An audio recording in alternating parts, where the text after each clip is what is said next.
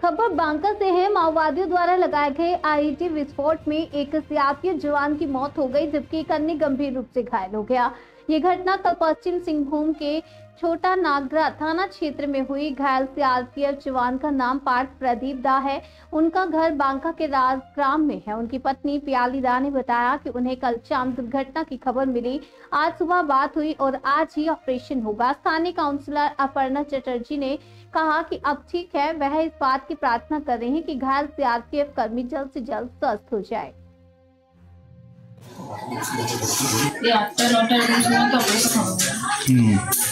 कोई पार्सल नहीं करेছেন আমি করেছিলাম ও করতে না করেছিল রেসপন্স ঠিক আছে না অত টেনশন নাও না তোমরা সবাই চিন্তা হয় বাবা আর কোমরে ধরে ধরে এই চিন্তা হবে তো আমি বাজার ঠিক আছে স্ট্রং আছে বলো ঠিক আছে শুনলেন পৌনে 6টা নাগাদ ওরা ফোন করেছিল হেডকোয়ার্টার থেকে। ওরাই খবরটা দিল যেরকম এনজিও হয়েছে। দিয়ে তারপরে ওর সাথে কোনো কথা হয়নি। কিছুক্ষণ বাদে ওদের ডিপার্টমেন্টের একটা ছেলে আমাকে আমি ফোন করেছিলাম, সে কথা বলে দিয়েছিল ওর সাথে। তখন কি জানালো, কোথায় লেগেছে? বললো হাঁটুতে লেগেছে আর ভালো আছে, ওটা বললো হাঁটুতে লেগেছে শুধু, আর বিশেষ কিছু তখন কথা হয়নি। আজকে কি কথা হয়েছে? আজ সকালে কথা হয়েছে। আজকে 8টা-9টা নাগাদ অপারেশন হবে, এটুকুই বলেছে।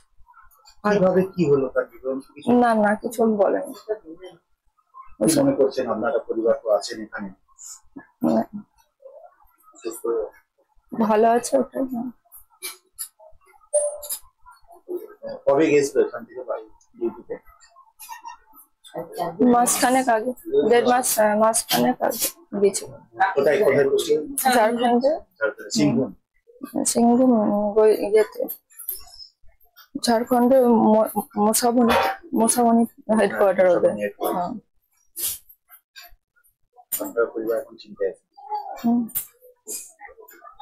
কি নাম আপনার? আমার নাম পিয়ালি দে।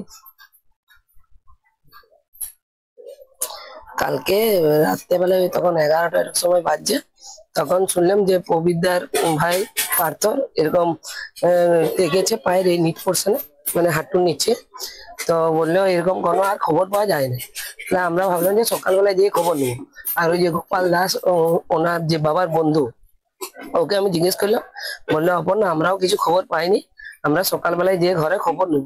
যে আজকে সকালে এলাম, ওনার স্ত্রীকে ফোন করেছিল, বললো যে কথা হয়েছে, বললো আজকে 8টা-9টার সময় অপারেশন হবে। আর এরকম পেশেন্ট এখন একটু ভালো আছে, কারণ পার্থদা ভালো না থাকলে নিশ্চয়ই বইয়ের সাথে কথা বলতে পারছে না। আর পরিবারের লোককেও সান্ত্বনা দেওয়া হলো যে ভালো আছে, ভালোই হবে, চিন্তা করো না। তো ওর বাবার এই মঙ্গলবার এনজিওগ্রাম হয়েছে, যথেষ্ট বয়স্ক, উনিও খুব টেনশন করছে। মার বউটি সত্যি খুব ভালো, সব দিকে পুরো ফ্যামিলিকে ম্যানেজ করে, পার্থদার বউ ছেলে মেয়েকে মানুষ করছে। তবে এই দিন দিন যেটা হচ্ছে নাশকতা, এগুলো বন্ধ হওয়া দরকার।